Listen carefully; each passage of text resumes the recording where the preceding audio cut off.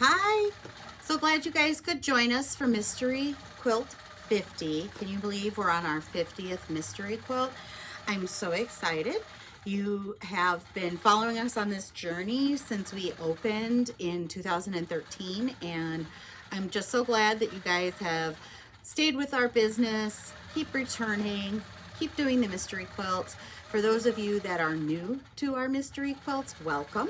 I think you're really going to enjoy making these quilts, and we just keep on going continuously throughout the year with a different mystery quilt each time. We've done 50. I'd probably say 5 of those have been repeats. The rest have been designed by our staff as well as Leanne from Persimmon Quilts.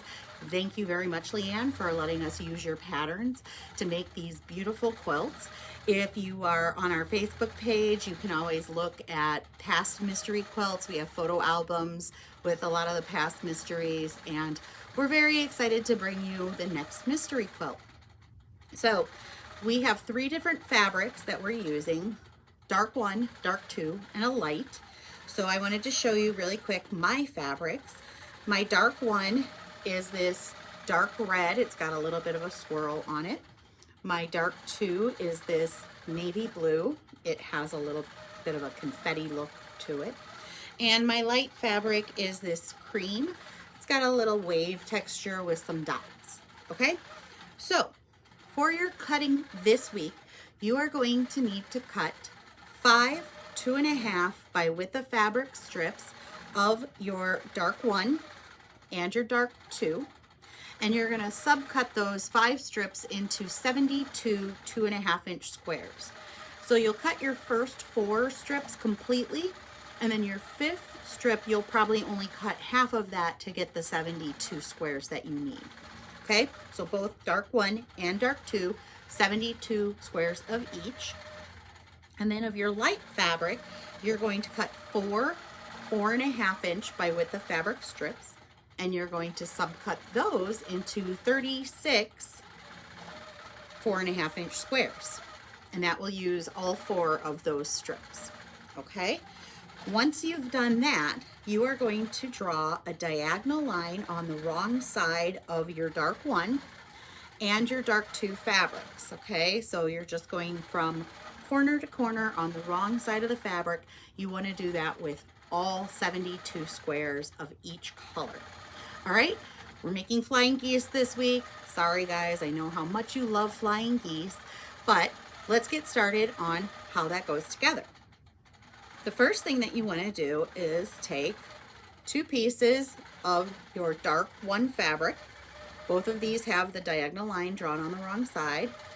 I'm going to place those right sides together on my light fabric in opposite corners. All right, and you just want to make sure that those are right inside of that corner there on each side. Turn it to make sure that you're lining those up. And as you can see, my line is now going straight across there.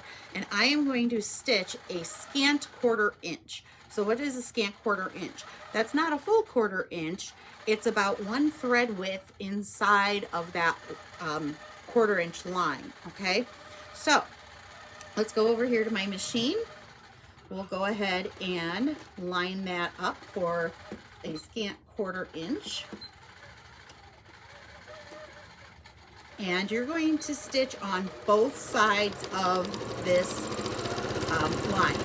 Okay, I'm going to go down one and turn it around and go back the other way. Of course, my noise likes to get caught on that little point.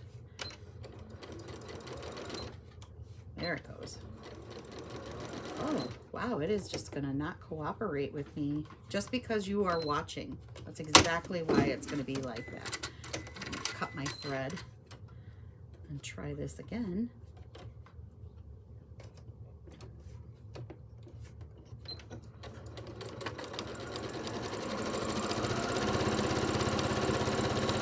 Okay, there we go. All right, cut those little tails off. So the next step is going to be to cut on that diagonal line, and I have my handy dandy ruler that I just brought over here, and now I have lost it. You guys, this is how organized I am on a normal day. All right, so don't feel bad if you keep losing things like I do. All right. Okay, so now I'm going to take this over to my pressing board and press both of these towards my dark one.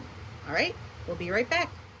Okay, so I have cut on the seam, I've cut on that drawn line, and I've pressed both of these in the opposite directions. I've got my little cat ears on that.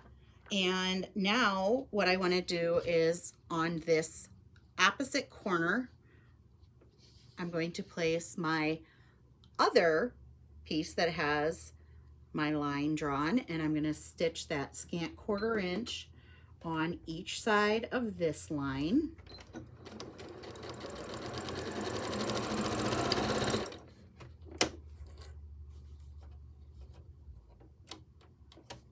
And I like to chain piece, so I'm just flipping these around. You can just keep on going with the next piece and make your next flying goose like that. All right, so I have stitched on each side of that. I'm going to cut on my line. All right, and now I'm going to found my little iron, so I don't have to get up to go to the ironing board. Press these open again. Okay. And now I have my flying geese. Okay. So I'm going to get closer to the camera so that you can see how I trim these down to 2 inches by 3.5 inches. All right. So we'll be right back with that. Okay. So now we're all set to go ahead and trim our flying goose.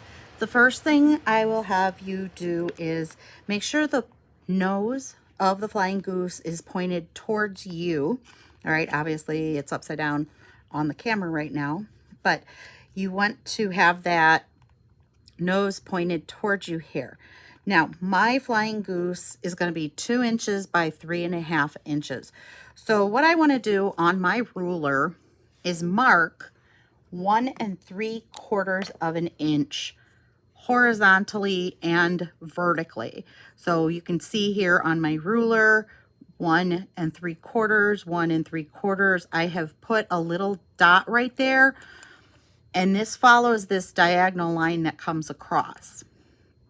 Okay, now I'm going to take the ruler and I'm going to place that dot. I've got the 1 up here in this corner. I'm going to place that dot right on the nose of the flying goose. And if I've done everything correctly here, there should be a 1/4 inch between that dot and my 2 inch mark, because that's where I'm cutting this. I'm cutting this at 2 inches. Okay, so what I want to do now is trim the side and trim the top of the flying goose. And now I can rotate this around, and now I have a straight side here and here. So I know that my flying goose is 3.5 inches by 2 inches. I know that I have straight edges on both of those sides. Make sure I get these lined up properly.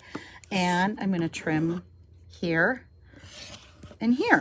Okay, so now I have a 2 inch by 3.5 inch flying goose all set, and that turned out perfectly. I'm surprised because I don't normally get that great of a cut on my flying geese. And so you are going to go ahead and repeat that process with your flying geese. This one I need to go ahead and trim up on there, and you will end up making a total of 72 of your dark 1 flying geese and 72 of your dark 2 flying geese. All right, so that is your homework this week. I hope that you guys enjoyed this tutorial. I hope it helps you with getting your flying geese together in a nice manner, and getting these nice little tiny flying geese done. All right, we will see you next week. Have a great day. Thanks for watching. Bye-bye.